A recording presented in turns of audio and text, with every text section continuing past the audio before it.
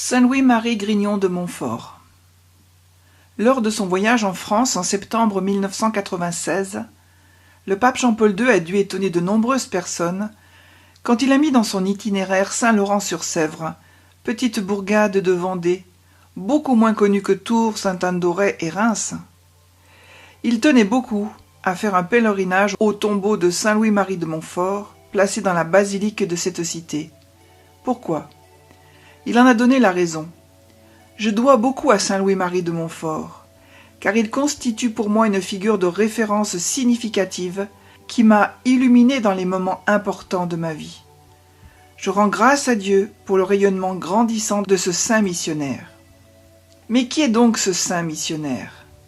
Il est né le 31 janvier 1673 à Montfort-sur-Meux, à 25 km à l'ouest de Rennes. Le lendemain, il était baptisé sous le nom de Louis. Son père, Jean-Baptiste Grignon, était avocat. Sa mère était fille d'un magistrat de Rennes. Louis ajoutera plus tard à son nom celui de Marie, à cause de son grand amour pour la Vierge. L'additif de Montfort n'est pas un titre de noblesse. C'est tout simplement le nom du lieu de son baptême. La dénomination complète se traduit le plus souvent par « Père de Montfort ». Dès les premières années, il a révélé de grandes qualités. Intelligence vive, piété profonde, attrait très marqué pour la Vierge Marie, facilité de partager ce qu'il apprend au catéchisme avec ses frères et sœurs, ses camarades. Amour très intentionné pour ses parents, sa mère spécialement, car elle est discrète, douce, courageuse pour élever sa nombreuse famille. À 12 ans, il est étudiant au collège des Jésuites, à Rennes. Il se montre brillant élève en philosophie, très consciencieux dans son travail. Il aime perdre du temps pour aider ses frères et sœurs dans leurs études. Sa vie à Rennes va l'ouvrir à un monde qu'il ignorait, celui des pauvres. Guidé par un prêtre, il visite les pauvres dans les hôpitaux. Suivant l'exemple de sa mère, il va secourir ceux qui n'osent pas se montrer. Il découvre dans le collège même des exclus, des marginaux. Il s'ingénie pour les secourir. Conseillé par ses éducateurs, il s'engage dans la congrégation de la Sainte Vierge. C'est une joie pour lui, car il peut éclairer sa foi et sa dévotion envers Marie. C'est sans doute à ce moment qu'il consacre toute sa personne à Jésus par Marie. Il s'engage dans ce chemin spirituel qu'il expérimentera et enseignera plus tard avec toute sa foi et sa vigueur d'apôtre. Dans ces temps de prière, de réflexion, une pensée s'impose à lui. Donner toute sa vie à Dieu et au prochain en étant prêtre. Il a confié cet appel intérieur à ses parents qui en sont très heureux. En septembre 1693, il quitte son pays natal et se dirige à pied vers le séminaire Saint-Sulpice de Paris. Le 5 juin 1700, Louis-Marie est ordonné prêtre. Il célèbre sa première messe à l'autel de la Vierge Marie dans l'église Saint-Sulpice. Son désir est de faire le catéchisme aux pauvres de la campagne et d'inciter les pécheurs à la dévotion à la Sainte Vierge. Pendant 6 ans, il sera aumônier de l'hôpital général de Poitiers. C'est là qu'il retrouvera Marie-Louise Trichet, qui prendra l'habit religieux le 2 février 1703 et deviendra ainsi la première fille de la sagesse. Là, il s'ingénie à donner un peu de bonheur à 400 pauvres, en allant quêter de la nourriture, en organisant les repas, en soignant les malades. Mais en 1706, pour faire cesser les querelles et jalousies, il quitte l'hôpital et sur les conseils de gens avisés, il entreprend un pèlerinage à pied jusqu'à Rome, où Clément XI lui confère le titre de missionnaire apostolique et lui donne le crucifix. Il devient missionnaire itinérant. Le pape lui donne la ligne de sa mission. En France, vous avez un grand champ d'apostolat. Enseignez avec force la doctrine chrétienne au peuple et aux enfants. Faites renouveler les vœux du baptême et travaillez toujours en parfaite soumission aux évêques, là où vous serez appelés. Ces méthodes d'apostolat s'inspirent de celles de ses prédécesseurs. Cantiques, conférences dialoguées, il permettait à l'assistance de l'interroger, procession qu'il savait organiser dans un grand recueillement juste après son sermon, confession et amende honorable, communion, rénovation des vœux du baptême. Son originalité se manifeste dans son choix de faire prier devant les tableaux du rosaire et dans sa proposition du contrat d'alliance. « Je me donne tout entier à Jésus-Christ par les mains de Marie, pour porter ma croix à sa suite tous les jours de ma vie. Cette brève prière est la traduction populaire de la consécration ou parfaite dévotion qu'il ne réservait pas à l'élite, mais qu'il prêchait à tous. Il évangélise l'ouest de la France en utilisant des méthodes peu courantes à l'époque. Il se sert de tout ce qui parle au sens pour élever l'âme à Dieu. Images, tableaux, bannières, calvaires, rosaires, mise en scène, cantiques religieux sur des airs profanes. Il fait réciter le rosaire et prêche la vraie dévotion à la Sainte Vierge, son secret consistant à se donner tout entier en esclave d'amour à Jésus par Marie. Il réunit des bénévoles qui l'aident à catéchiser pour fonder la Compagnie de Marie. Pendant 10 ans, de 1706 à 1716, le père de Montfort va prêcher 200 missions et retraites dans l'ouest de la France.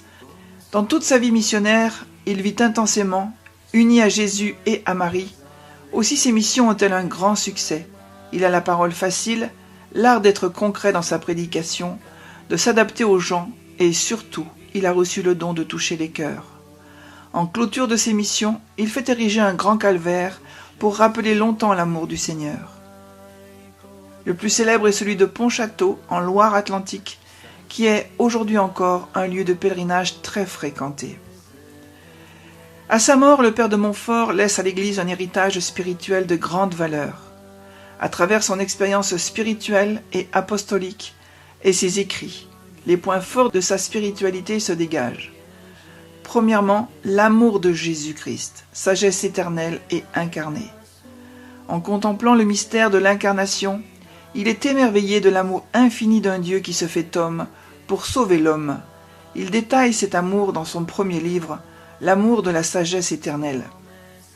Pour lui, la sagesse, c'est Jésus-Christ, qu'il désirait, aimait, cherchait sans cesse. Pour la trouver facilement, le meilleur chemin, c'est Marie. Il indique avec force un autre chemin, celui qu'a pris Jésus, la croix. Donner sa vie pour nous, c'est la meilleure preuve de son immense amour. Jamais la croix sans Jésus, ni Jésus sans la croix. Choisir Jésus au milieu des souffrances, c'est l'aimer vraiment, c'est lui donner le chemin d'accès pour faire sa demeure en nous. À l'exemple de saint Paul, il fait de la folie de la croix le pivot de son itinéraire spirituel. Crucifié avec le Christ pour ressusciter avec lui, il rencontre incompréhension et contradiction, même de la part d'évêques, à qui cependant il reste toujours obéissant. Rien ne peut arrêter ce prêtre enflammé qui se voit comme un apôtre marial des derniers temps. Deuxièmement, l'amour universel des hommes. Le père de Montfort reconnaît et aime intensément le Christ, présent dans l'autre. Comment ne pas aimer le prochain? C'est le portrait vivant de Dieu même, c'est un chef-d'œuvre de sa main. C'est un ami que son cœur aime, c'est le frère de Jésus-Christ, c'est le temple du Saint-Esprit. Dans son amour universel des hommes, il privilégie le pauvre. Il est la vivante image de Jésus-Christ, son plus bel héritage. C'est Jésus-Christ même. Troisièmement, l'amour de la Vierge Marie. Il a écrit à la fin de sa vie le traité de la vraie dévotion à Marie. Ce livre, connu dans le monde entier, fait comprendre combien la dévotion à Marie est nécessaire, car elle vient de Dieu même. C'est par Marie que Jésus est venu dans le monde, et c'est par elle qu'il doit régner sur le monde. Dans toutes ses prédications, il encourageait, avec toute sa foi, d'aller à Jésus par un chemin aisé, court, parfait et assuré, l'amour de Marie. Fort de son expérience personnelle, il propose de se consacrer parfaitement à Jésus en se consacrant à Marie, comme étant le plus sûr moyen de vivre les engagements du baptême. Il nous confie « Je fais tout en elle et par elle. C'est un secret de sainteté, pour être à Dieu toujours fidèle, pour faire en tout sa volonté. » Pour prier Marie, le père de Montfort propose avec force et conviction le rosaire, comme étant le moyen le plus puissant pour faire régner le Christ en nous. Ce saint français, contemporain de Louis XIV, a eu une grande influence sur bien des gens. Peu d'hommes ont travaillé autant que lui à répandre la dévotion mariale. Il a ouvert le chemin d'un authentique culte marial. Montfort, homme de l'époque baroque. L'époque baroque aime explorer les extrémités du monde, mais aussi celles de l'esprit humain. Montfort et l'expression « esclavage d'amour » sont typiquement de l'âge baroque, qui explore les limites du possible. Le mot « esclavage » utilisé par Grignon de Montfort, heurte nos sensibilités. En employant le terme esclave, Louis-Marie nous dit ceci: « Laissez-vous envahir par l'amour de Dieu qui veut tout consumer en vous. Un amour qui respecte votre liberté, qui s'abaisse pour vous transformer et qui demande votre oui. Nos oui ne sont-ils pas ceux de l'Esprit Saint en nous? Ils s'ajoutent au fiat de Marie, réponse de Dieu à tous les noms de l'histoire. En vivant avec Marie l'aventure de la foi, dans l'action et la contemplation, le Christ s'enfante en nous et nous l'aidons à naître chez les autres. » Montfort, homme du XVIIIe siècle, siècle des Lumières. Le XVIIIe siècle est le siècle de la raison. Les hommes de ce temps veulent comprendre, raisonner, prouver, donner une logique au discours et une intelligence à la foi. Montfort est typiquement un auteur du XVIIIe siècle. Il a écrit de nombreux petits ouvrages. Le secret de Marie, l'amour de la sagesse éternelle, Cantique, le contrat d'alliance, lettre aux amis de la croix, le secret du très saint rosaire, le traité de la vraie dévotion à Marie, prière embrasée. Montfort se distingue des autres clercs de son temps par une grande douceur, un esprit de dialogue vis-à-vis des réformés. Il corrige les déviations de la mariolâtrie présente à son époque. Il réoriente la piété populaire vers le Christ et vers le baptême. L'incarnation et le baptême sont le cœur de sa consécration mariale. Montfort a su dépasser les habitudes de son temps pour vivre l'Évangile de façon radicale, notamment lorsqu'il a considéré à part égale les exclus de l'hôpital de Poitiers et lorsqu'il développa une méthode d'apostolat profonde et féconde. Les longues marches, la nourriture souvent déficiente, les douleurs physiques et morales, le peu de repos qu'il prend ont raison de sa santé, pourtant robuste. Pendant sa dernière mission à Saint-Laurent-sur-Sèvre, une pleurésie le terrasse. Il meurt le 28 avril 1716, âgé de 43 ans. Vie courte, mais combien remplie. Son tombeau est l'objet d'une constante et grandissante vénération. De la mort a jailli la vie. 3 familles ont leur berceau près de son tombeau. Les pères et frères de la Compagnie de Marie, les filles de la sagesse et les frères de Saint Gabriel. Béatifié en 1888, Louis-Marie est canonisé en 1947 par Pie XII. Prière de Saint Louis-Marie Grignon de Montfort. Je vous choisis aujourd'hui, ô Marie, en présence de toute la cour céleste, pour ma mère et maîtresse.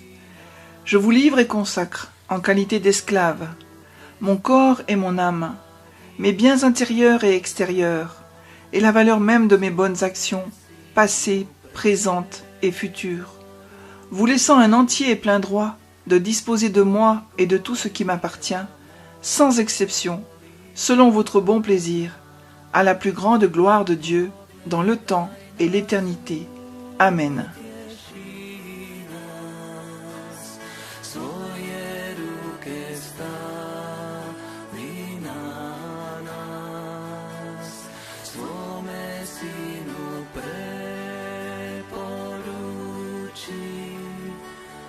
Mai comi